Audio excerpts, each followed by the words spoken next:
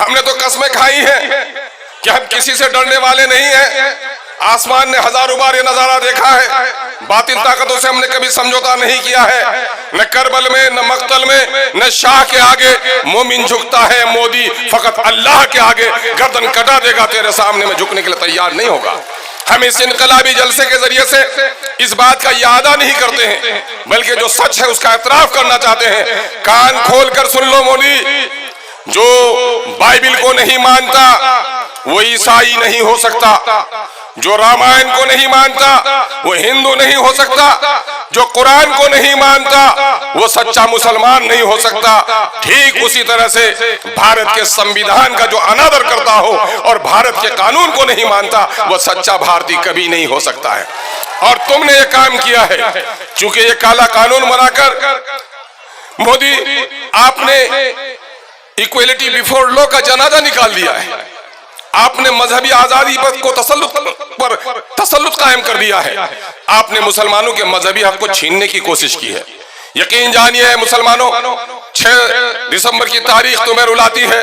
बाबरी मस्जिद के टूटती हुई ईंटों के गर्दो गुबार तुम्हारे सामने में होते हैं, लेकिन जानते हो काला कानून जो वक्फ दरअसल एक इबादत है, एक मजहबी अमल है।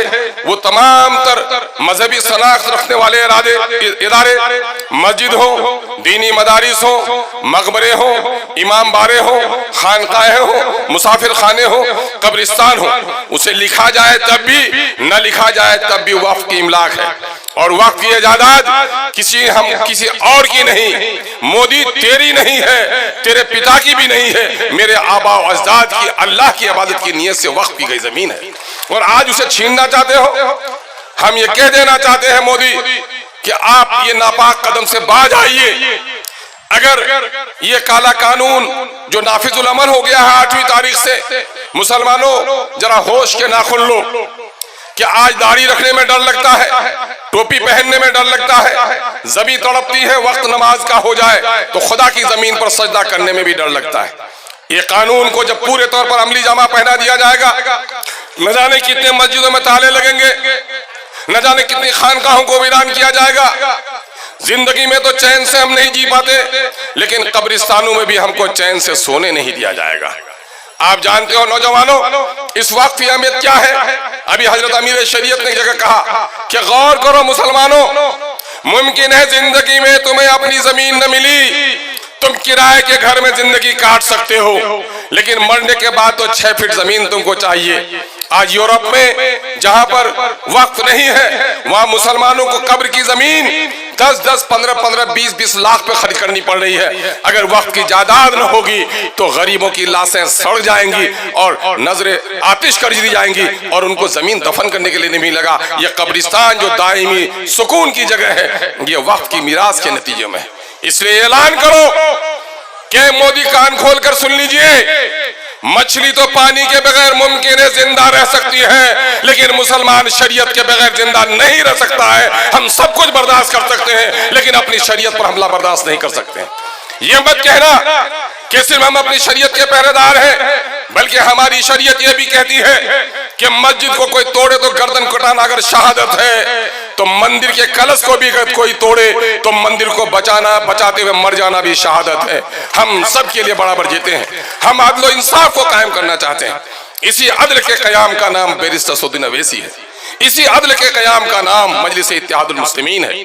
आज मजलिस इत्तेहादुल मुस्लिमीन जो बिहार में आई है, हम लोग जब सीमांचल में लड़ रहे थे, मेरे गैर मुस्लिम भाइयों को कहा जाता था ये पार्टी आएगी तो ऐसा कर देगी, वैसा कर देगी।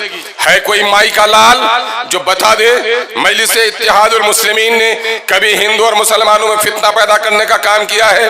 ए मोदी, फितना पैदा करना तेरी आदत है। लोगों के बहते हुए खून से तुझे खुशी होती है। तेरे लोग हैं जो बिल्किस के जानियों के गले पे माले डाल रहे हैं। जब मुसलमान का बच्चा दबता है तो तुम्हारी जबान निकलती है कि कुत्ते का बच्चा भी दब जाता है तो अफसोस होता है। हम ये कभी नहीं कह सकते।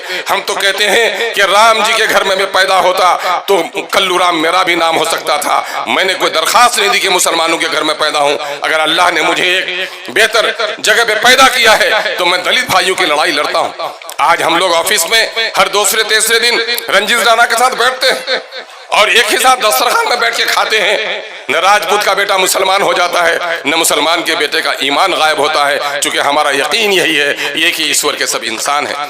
यही नहीं, कोई दलित का बच्चा है तो आओ मेरे साथ खाओ, झूठा पानी पियो, बैरिस्टर सोदनी भी पिएगा, मैं भी पीऊंगा, मेरा ईमान नहीं जाएगा। खुदा की कसम ए मेरे गैर मुस्लिम भाइयों, शायद आप में से कुछ लोग हमें नहीं पहचानते, खुदा की कसम मैं तुझे पहचानता हूँ, तुम कोई और नहीं हो, तुम्हारा मजहबी अमल कुछ हो सकता है, खुदा की कसम तुम उसी माँ की औलाद हो जिसकी औलाद हम हैं।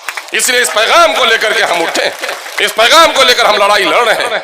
और यही वजह है कि बिहार की जालिम ताकतें, जिन लोगों ने अपने आप को सेकुलर कहा, उन्होंने गरीबों का शोषण और दोहन किया, जाति के नाम पर लोगों को लड़ाया, कमजोर जात की बात उठाकर गद्दी तो हासिल कर ली, लेकिन कमजोर तबकात को उसे इंसाफ नहीं दिया। आज मैं आपको बताना चाहता हूं कि नीतीश कुमार जिसने खंजर घोपा हमारे सीने में, ये बेगैरत जो उनकी पार्टियों में है, ऐ बेगैरतों, अगर तुम्हारे सामने में तुम्हारी माँ को गाली दी जाए, तुम्हारे बाप को गाली दिया जाए, तो अगर गैरतमंद बेटा है तो कभी बर्दाश्त नहीं कर सकता, लेकिन तुम्हारी मस्जिदों के खिलाफ जो कानून बनाता है, तुम उसकी दस्तरखान से नवाला उठाते हो, तो तुमसे ज्यादा बेजमीर भी कोई इंसान नहीं हो सकता। इसलिए आइए, आज अभी नीतीश कुमार ने 500 करोड़ रुपए असेंबली में मंजूर कराया और 6 महीने तक पंचायत सचिव से लेकर विभागीय सचिव तक, कमिश्नर तक एक ही काम में लगा रहा। क्या? जाति आधारित गणना, जाति आधारित गणना, जाति आधारित गणना है। मीडिया के बहुत सारे साथी हैं। कल जनाब बैरिस्टर सोदनी ओवैसी साहब ने सवाल किया कि भाई जाति आधारित गणना ये जो केंद्र सरकार कराना चाह रही है, इससे धुलमुल से काम नहीं चलेगा। बिहार में गणना कराया तो उसने कहा कि हाँ बिहार में तो नीतीश जी ने कराया। कहा कि आपके पास कॉपी है? अखबार वाले के पास कोई जवाब नहीं था।